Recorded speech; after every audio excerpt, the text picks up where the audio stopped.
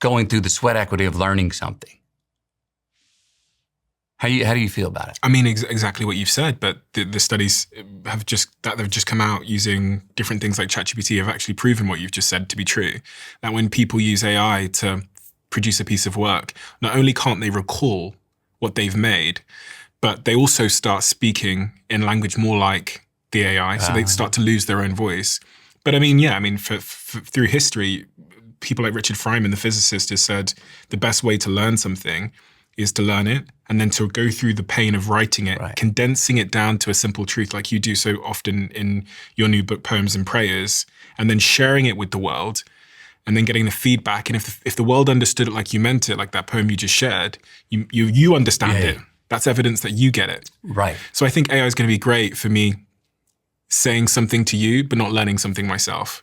And I think if you want to defend creativity and innovation and the ability to think, you actually have a huge opportunity, which is to go left when everyone's going right.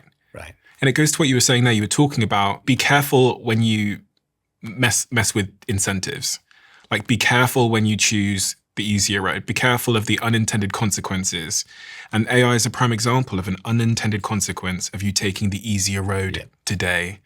Yeah. And, I just actually made a video about this, funnily enough, just warning my audience about when something appears to be like a short-term friend, it's usually a long-term enemy. Like when you choose easy today, you choose hard tomorrow, and there's always a trade-off. Right. But you think if you choose hard today, you usually get easy tomorrow? I mean, there's obviously a ton of nuance to this, but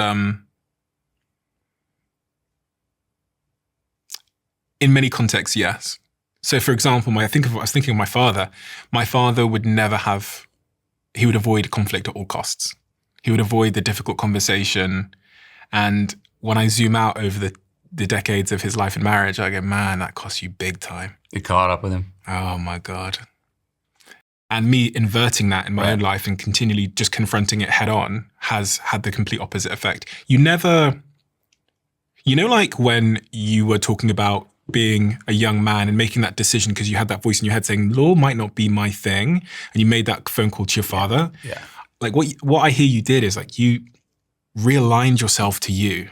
Now, if you hadn't made that call and you'd let a couple more of those bad habits, you would have got to 40 and been like, who the fuck is this guy? Right. What is this life? You would have looked around and said, who is she? Who are they? Right. What is this job? Right. And that's that course correction that I think it requires you to do the slightly harder thing today. What do you think? I agree.